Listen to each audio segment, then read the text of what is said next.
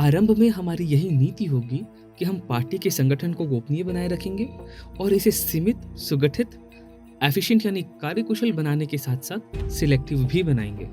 हम लंबे समय तक अंडरग्राउंड रहकर ताकत इकट्ठी करेंगे और सही समय आते तक अपनी पहचान उजागर नहीं करेंगे। यानी in the beginning our policy is to maintain the party's organisation clandestinely and make it compact, selective and efficient, to remain underground for a long period, accumulate forces and await the correct moment and not precipitate or expose ourselves।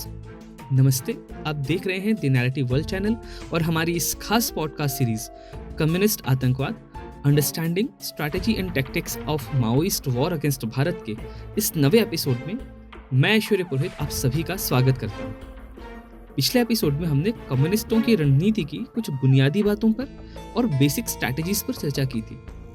आज के इस episode में हम बात करने जा रहे हैं इन कम्युनिस्टों के 3 मैजिक वेपन्स के बारे में। हम बात करेंगे strategy and tactics of Indian revolution के 8th चैप्टर 3 मैजिक वेपन्स पर। तो बाकी रणनीतियों की ही तरह ये तीनों हथियार भी चीनी तानाशाह माओ त्से तुंग के बताए हुए ही है, जिसने इन्हीं स्ट्रैटेजीज और टैक्टिक्स के दम पर चीन की सत्ता पर कब्जा किया था।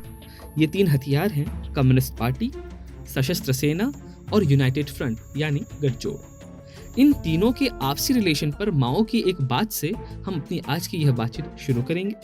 फिर इन तीनों मैजिकल हथियारों का एक एक कर रणनीतिक विश्लेषण यानी स्ट्रैटेजिक एनालिसिस करने का प्रयास करेंगे। तो माओ कहता है, the united front and arm struggles are the 2 basic weapons for defeating the enemy. The united front is front for carrying on arm struggle and party is the heroic warrior wielding the 2 weapons, the UF and the armed struggle, to storm and shatter the enemy's position. That is how they are related to each other.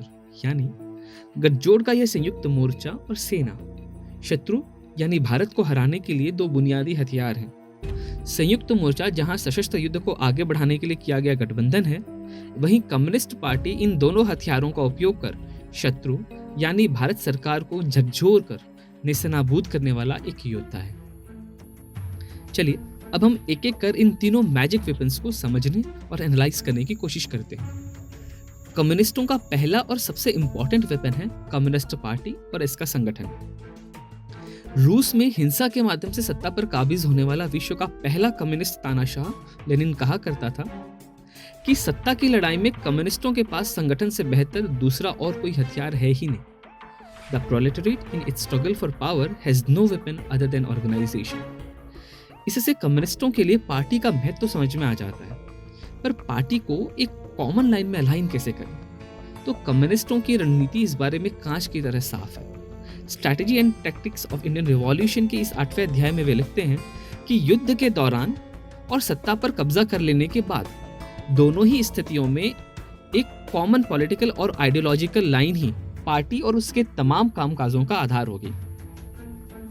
पिछले episode में हमने सुना भी था कि जहां economically mobilise करना possible ना हो, वहां पॉलिटिकली मोबिलाइज करना इनकी एक रणनीति है। और यहाँ पॉलिटिकल आइडियोलॉजिकल लाइन की जो बात कही जा रही है, वह भी इसी ओर इशारा कर रही है कि उन्हें केवल सत्ता से मतलब है, न कि कथित आदिवासियों, गरीबों, किसानों के उत्थान से। क्योंकि यदि उनका उत्थान हो गया तो ये अपनी राजनीति किस पर करेंगे? आप बंगाल की हालत देखिए। 34 सालों के कम्युनिस्ट राज में बंगाल रसातल में पहुंच गया है। पहले कोलकाता, जो देश की वाणिज्यिक राजधानी हुआ करता था, कमर्शियल कैपिटल हुआ करता था, आज किस हालत में पहुंच गया? केवल अपनी सत्ता स्थिर करने के लिए उन्होंने सब कुछ समाप्त कर दिया। खैर, 26 जनवरी 1950 को देश भर में संविधान विरोध दिवस मनाने वाले कम्युनिस्टों से हम इससे ज्यादा अपेक्षा कर भी नहीं सकते। माओवादी या जिन्हें आप नक्सलियों के नाम से जानते हैं, वे भी इसी तरह समय समय पर संवैधानिक अधिकारों की बात करते हैं। जिसे इन माओवादियों ने लाल सलाम के साथ एक पर्चे के जरिए 2023 के कर्नाटक विधानसभा चुनावों में 4% मुस्लिम आरक्षणों को अल्पसंख्यकों का संवैधानिक अधिकार बताया था। सूरत कोर्ट द्वारा राहुल गांधी को सुनाई गई 2 साल की सजा को भी उन्होंने राहुल गांधी के संवैधानिक अधिकारों का हनन बताया था। पर अपने स्ट्रैटेजिक डॉक्यूमेंट्स में वे संविधान को उखाड़ फेंकने की बात करते हैं। तो स्ट्रैटेजीज पर बेस्ड इस आखिरी अध्याय से हमें समझ में आता है कि यह सब लोगों की सहानुभूति पाने की रणनीति भर है, जिससे पार्टी को कैडर मिले और वह विस्तार करे। पिछले एपिसोड में हमने किसान आंदोलन पर भी बात की ही थी। तो यहाँ पार्टी को मजबूत बनाने के लिए महत्वपूर्ण उद्योगों जैसे माइनिंग इंडस्ट्री या स्टील इंडस्ट्री में अपने संगठन को खड़ा करने की बात भी उन्होंने की। इसके अलावा अपने अर्बन नक्सल नेटवर्क को भी उन्होंने सफिशिएंट तवज्जो दी है। और आखिर में इस सेक्शन से उनका एक कोट सुनकर हम अगले सेक्शन यानी पीपल्स आर्मी की तरफ बढ़ेंगे। वे लिखते हैं, the party in order to prepare the people for the people's war has to organise the various classes into class organisations, rally them into the struggles against the state and develop the consciousness of seizure of state power। यानी लोगों को कम्युनिस्टों की सेना के लिए तैयार करने के लिए हमें पहले उन्हें अलग अलग वर्गों में संगठित करना होगा, जैसे जातीय संगठन, और फिर उन्हें सरकार के विरुद्ध संघर्ष में लगाकर उनमें सत्ता कब्जाने की चेतना विकसित करनी होगी। इसके उदाहरण के रूप में हाल ही में छत्तीसगढ़ प्रदेश के बलौदा बाजार में भीम आर्मी के नेतृत्व में कलेक्ट्रेट को जलाकर खाक कर देने वाली घटना को आप ले सकते हैं। लोग भड़काए जाते हैं, वे भड़क जाते हैं और उन्हें यह पता भी नहीं होता कि वे किनके मोहरे बनते जा रहे हैं। आगे आने वाले एपिसोड्स में जब हम टैक्टिक्स पर बात करेंगे तब इन सब पर डिटेल्ड डिस्कशन जरूर करेंगे। तो अब हम चलते हैं पीपल्स आर्मी पर। जैसा कि शुरुआत में मैंने बताया कि गोपनीय रूप से काम करना चाहते हैं, तो ये अपनी सेना, संगठन आदि सब में पीपल्स शब्द जोड़कर लोगों को भ्रमित रखना चाहते हैं, बिल्कुल चीन की ही तरह। यदि आप चीन के आधिकारिक नाम पर गौर करेंगे तो वह है पीपल्स रिपब्लिक ऑफ चाइना। तो पीपल्स आर्मी से हमें भारत में कम्युनिस्ट आर्मी से ही मतलब लेना चाहिए। और यह सेना कैसी होगी? तो माओ के अकॉर्डिंग यह एक सशस्त्र दल होगा, हथियारबंद गुट होगा जो राजनीतिक कार्य करेगा। इस सेक्शन में कम्युनिस्ट लिखते हैं, Besides fighting to destroy the enemy while preserving its own strength, it should shoulder such political task of doing propaganda among the masses, mobilizing the masses along with organizing and arming them to helping them to establish revolutionary political power। मतलब ये कि शत्रु यानी भारत को निशानाबूद करने के लिए युद्ध करने के अलावा कम्युनिस्ट आर्मी के कंधों पर कुछ राजनीतिक कार्यों का भी दारोमदार होगा, जैसे लोगों के बीच प्रोपेगेंडा चलाना, लोगों की राजनीतिक लामबंदी कर उन्हें सरकार के विरुद्ध संगठित करना और आखिर में उन्हें हथियार उपलब्ध कराकर हिंसक राजनीतिक शक्ति की स्थापना करना। पर जैसा कि पिछले एपिसोड में हमने बात की थी कि ये कम्युनिस्ट अच्छी तरह समझते हैं कि भारतीय सेना से सीधे मुकाबला वे नहीं कर सकेंगे और इसीलिए वे गुरिल्ला युद्ध की पद्धति अपना रहे हैं। तो इसीलिए भारत में कम्युनिस्टों की सेना को वे people's liberation guerrilla army, short में PLGA वे लोग कहते हैं। झारखंड, छत्तीसगढ़, महाराष्ट्र, तेलंगाना, आंध्र प्रदेश जैसे प्रांतों में बंदूक लेकर लड़ रहे कथित नक्सली भी इसी PLGA के कैडर हैं। बाकी पार्टी संगठन अलग अलग रूपों में कहीं अंडरग्राउंड रहकर तो कहीं बहरूपीय की तरह भेष बदलकर अपनी सेना के लिए कैडर और आइडियोलॉजिकल सपोर्ट देने में लगा हुआ है। अब आता है तीसरा जादुई हथियार, यूनाइटेड फ्रंट। एक कहावत है कि दुश्मन का दुश्मन दोस्त होता है। तो ये यूनाइटेड फ्रंट भारत को तोड़ने में लगी दुनिया भर की ताकतों के महागठबंधन का ही एक नाम है। हाल ही में भारत में ऐसा ही एक राजनीतिक महागठबंधन भी खड़ा हुआ है, जिसके सभी सदस्यों के यदि आपने लोकसभा चुनावों के समय घोषणा पत्र बारीकी से देखे होंगे तो आपको वह कम्युनिस्ट मैनिफेस्टो का ही भारतीय संस्करण दिखलाई पड़ेगा। खैर, यह हमारा विषय नहीं है, इसीलिए हम फिर कम्युनिस्टों के यूनाइटेड फ्रंट पर अपनी बात को लेकर चलते हैं। तो वास्तव में इस यूनाइटेड फ्रंट की मूल अवधारणा रूसी कम्युनिस्ट तानाशाह व्लादिमीर लेनिन की दी हुई है। लेनिन कहता है, in order to properly conduct the revolution towards victory, the communist party in every country must without fail utilise every smallest opportunity to gain a friend from the people, however vacillating that friend may be, however unable he may be, however unreliable he may be, and even however temporary that opportunity may be. इसका मतलब यह है कि अवसरवादी बनकर जिस समय जो उपयोगी हो उसे अपना मित्र बनाना, फिर चाहे वह कितना ही अक्षम हो, कितना ही अविश्वसनीय हो, लेकिन यदि किसी समय पर वह जरूरी लगता है तो उसे दोस्त बनाए बिना कम्युनिस्टों की जीत संभव नहीं है।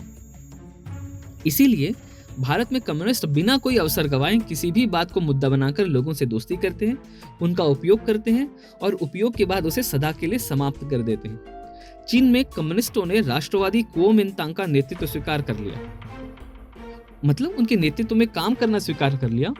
और जब धीरे धीरे कम्युनिस्टों का पर्याप्त प्रभाव कुओमिंतांग पर हो गया, तब उसके राष्ट्रवादी मुख को सामने रखकर उन्होंने कम्युनिस्ट प्रोपेगेंडा बड़ी तेजी से चलाया और जब अंत में सत्ता कम्युनिस्टों के हाथ आ गई तो कुओमिंतांग का आज नाम लेवा भी कोई नहीं बचा है। तो ऐसा ही कुछ 1960 के दशक से कम्युनिस्टों ने भारत में कांग्रेस के साथ किया। 2004 में प्रणब मुखर्जी से शुरू करते हुए एक एक कर कांग्रेस के तमाम राष्ट्रीय विचार वाले नेताओं को हाशिए पर डाला गया। पिछले 5 सालों में जितने नेताओं ने कांग्रेस का साथ छोड़ा है उनके साक्षात्कारों से आपको यह बिल्कुल साफ भी हो जाएगा। और फिर पिछले 1.5-2 सालों से बांटो और राज करो की खुली राजनीति के रूप में आप कांग्रेस नेतृत्व में कम्युनिस्ट विचारों का प्रभाव साफ साफ देख सकते हैं। और ईश्वर न करे ऐसा हो, पर यदि कम्युनिस्टों की तानाशाही भारत में आती है तो आज का यह कांग्रेस नेतृत्व ही सबसे पहले खत्म किया जाएगा। यह बात आपको भले ही अभी मजाक लगे, पर कम्युनिस्टों के पिछले 150 सालों का इतिहास पढ़िए, आपका यह भ्रम जरूर टूटेगा। इसी अध्याय में कम्युनिस्टों की एक और बात मेरे इस दावे को मजबूत करती है, जिसमें लिखा है, the revolutionary United front is the real bastion from that protects the revolutionary movement from fascist suppression and annihilation campaigns carried on jointly by the counter revolutionary ruling classes. यानी यूनाइटेड फ्रंट ही हमारे गढ़ का परकोटा है जो हमारी सेना को सरकारी प्रतिकार से, सरकार के आतंकवाद विरोधी अभियानों से हमारी रक्षा करता है। इसका भी प्रत्यक्ष उदाहरण है, यदि आपने पिछले 6-7 महीने में समाचार पढ़े होंगे तो छत्तीसगढ़ के बस्तर में सुरक्षा बलों ने इस अवधि में 125 से ज्यादा कम्युनिस्ट आतंकवादियों को मारा है। 300 से ज्यादा आतंकवादियों ने आत्मसमर्पण किया है और लगभग 200 से ज्यादा आतंकवादियों को गिरफ्तार किया गया है। पर यदि आप इन ऑपरेशंस पर कांग्रेस की प्रतिक्रिया देखेंगे तो पाएंगे कि सुरक्षा बलों के हर ऑपरेशन के बाद कांग्रेस के स्थानीय से लेकर राष्ट्रीय नेतृत्व तक सभी ने इन्हें फर्जी एनकाउंटर बताकर इसे सरकार का दमन चक्र या रिप्रेशन कहा है। मैं इन आतंकवादियों की इस लाइन को फिर दोहराता हूं ताकि आप कांग्रेस नेतृत्व की भाषा और इन कम्युनिस्ट आतंकवादियों की भाषा में समानता को देख सकें। The revolutionary United front is the real bastion that protects the revolutionary movement from fascist suppression and annihilation campaigns carried on jointly by the counter-revolutionary ruling classes। आगे आने वाले एपिसोड्स में जब हम इस रणनीतिक दस्तावेज के टैक्टिकल पार्ट पर बात करेंगे तब आपको यह सब और अच्छी तरह समझ में आएगा। तो यहाँ बात को अननेसेसरीली न बढ़ाकर समअप करना ठीक रहेगा। इस एपिसोड में हमने ये देखा कि किस तरह माओ की बताई राह पर चलते हुए भारत में बैठे इन कम्युनिस्टों ने 3 मैजिक वेपन्स को अपने रणनीति के केंद्र में रखा है। यहाँ इस 8वें अध्याय 8 चैप्टर के साथ ही इस डॉक्यूमेंट का strategy and tactics of Indian revolution का फर्स्ट पार्ट यानी स्ट्रैटेजीज वाला पार्ट पूरा होता है। इसके आगे के 5 चैप्टर्स में इन स्ट्रैटेजीज पर बेस्ड टैक्टिक्स पर बात की गई है, और क्योंकि टैक्टिक्स डायरेक्टली इम्प्लीमेंटेशन से जुड़ी होती है तो आगे आने वाले एपिसोड्स को आप और भी ज़्यादा रिलेट कर पाएंगे। पर अब आज मुझे इजाज़त दीजिए, अगले शनिवार रात 9 बजे हम फिर मिलेंगे और तब बात करेंगे पार्टी बिल्डिंग से जुड़ी इन टैक्टिक्स पर। तब तक के लिए नमस्ते, गुड नाइट।